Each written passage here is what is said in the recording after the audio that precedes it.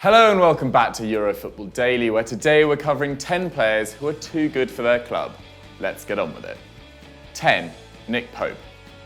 Cambridgeshire-born Nick Pope only made his Premier League debut last September, starting the season as Burnley's second choice, but he ended the campaign with a place in England's World Cup squad that few could argue was not deserved.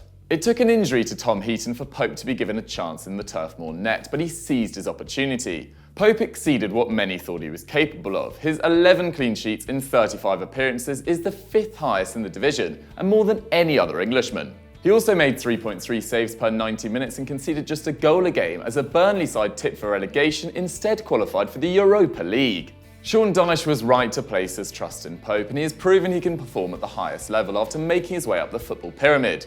Being just 26 years of age also means he has his goalkeeping prime ahead of him. If a club with a bigger reputation find themselves in the midst of a crisis between the sticks, they could come calling, although Burnley may charge a homegrown premium. 9. Karl Toko Ekambi. Angers finished 14th in last season's Ligue 1, scoring 42 goals, and of those 42, 23 were either scored or created by Cameroonian forward Karl Toko Ekambi. The Paris-born striker spent his whole career in France, climbing up from the Championnat National, and is now on his way to one of the toughest leagues in the world, after agreeing an €18 million switch to Villarreal, where he will replace Carlos Bacca. At 25, Ekambi is right at the beginning of his prime and ideally placed to make the step up. His 17 league goals last year came off the back of 3 shots a game, with 2.2 from inside the box, similar output to Gonzalo Higuain in a dominant Juventus side. He's also an able creator with 1.4 chances made per match, the same as quality all-round forwards like Lacazette and Griezmann, and important given the Villarreal have also brought in Gerard Moreno from Espanyol to play in a front two. Last year, Ekambi rejected Brighton, feeling the club wasn't a good fit, and his determination to make the right move, not the most lucrative move, should serve him well. Having spent just 2 years with Angers and 2 with Sochaux before that, put your money on him earning an even bigger transfer in 2020. 8. Christian Pulisic. A year ago, Christian Pulisic looked primed for world domination. The American was coming off his first full season in the Dortmund senior team, scoring 3 and assisting 6, was yet to turn 19 and was expected to feature in 4 World Cups with the USA, hopefully establishing himself as the country's first world-class footballer. But the departure of Thomas Tuchel and the USA's failure to qualify for the tournament in Russia means that Pulisic is on his 4th club manager and his 2nd national team coach in the space of 12 months. And while he was involved in 9 league goals again, it took him 800 minutes more to equal his tally from the previous year. And shots, key passes and dribbles all dropped from his debut campaign, though they remain hugely promising for his age. Lucien Favre's wingers typically play a heavily defensive role, meaning that unless Pulisic moves into the front line, the youngster could see a further fall in his production under the Swiss. With Tottenham, Liverpool and even Real Madrid previously expressing an interest, it might be time for him to move on and become the attacking superstar he once looked born to be. 7. Vincent Koziello. Once linked with Barcelona and Arsenal, French midfielder Vincent Koziello finally left his childhood club Nice in January 2018. But rather than join a European giant, the 22-year-old switched to the south coast of France for Cologne, who went on to get relegated to the German 2nd division just 3 months later. Previously called the new Xavi, Koziello has passing stats which can stand comparison with the Barca icon.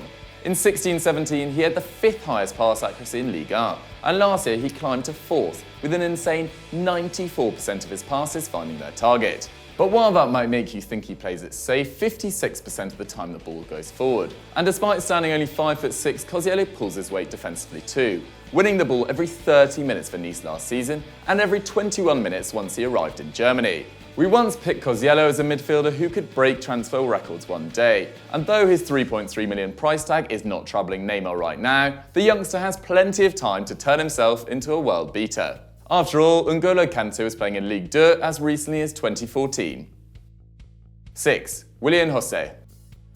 Brazil-born forward Willian José might not be a household name, but the striker has built himself a reputation as a reliable goalscorer over the last 3 years in La Liga. Willian began his career in his homeland, where he played for Grêmio and Santos alongside Neymar and Chelsea fullback Emerson, before arriving in Spain as a Real Madrid trainee. He only made a single appearance for Los Blancos senior side, but after his contract lapsed, he made a smart move, gambling on his talent by only signing 1-year deals. Willian first hit 10 goals in the Segunda Liga with Zaragoza, helping the side to the playoffs, and then switched to Las Palmas, again netting 10 as the newly promoted outfit finished 11th in La Liga. Finally, in 2016, he agreed a long-term contract with Real Sociedad, and he scored 34 goals in the last 2 years, averaging almost 1 every 2 games in domestic play.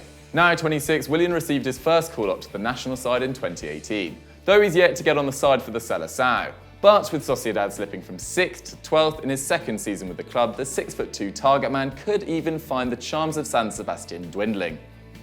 5. Florian Thauvin. Amid the excitement at their run to the Europa League final, it's easy to forget that Marseille ended the year without silverware and finished 4th in Ligue 1, missing out on qualification to the Champions League to rivals Lyon by a single point. Florian Thauvin must be wondering whether he can take the Phaeacians any further. With 22 goals in the league, Thauvin was only outscored by Cavani, and he added a whopping 11 assists. That means that across Europe's top 5 leagues, only 5 players were involved in more goals than Thauvin, with the 25-year-old's 33 goal contributions outpacing Neymar, Harry Kane and Cristiano Ronaldo. The Frenchman ranked 6th in Ligue 1 for key passes, 2nd for completed dribbles and 1st for shots taken, making him ideal for a club who needed an elite wide forward but can't afford to shop at the top end of the transfer market. After 41 goals and a World Cup over the last 2 seasons, and with plenty of peak years ahead of him, Thauvin will surely be on a move soon. 4. Kingsley Coman.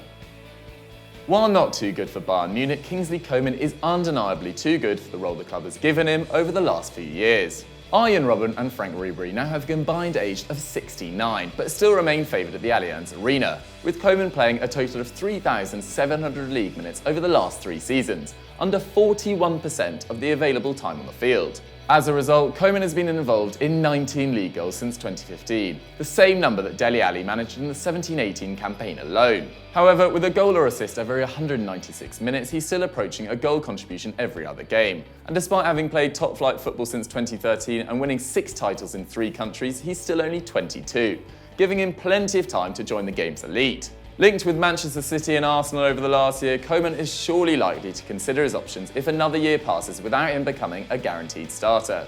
And after he missed out on France's World Cup triumph, the forward will feel he has something to prove in 18-19.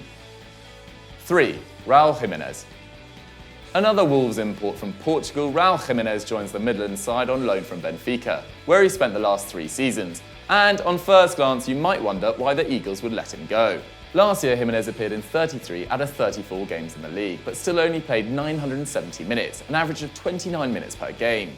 Despite his limited time on the field, Jimenez scored 6 and assisted 6, contributing to a goal every 81 minutes, though he was probably helped by playing the last half hour of matches, especially as Benfica lost only 3 games all season. Nonetheless, he impressed, creating a massive 2.2 chances per 90, the same as David Silva, and taking 4.5 shots, with 3.8 of those inside the box, both numbers almost identical to Aguero last season.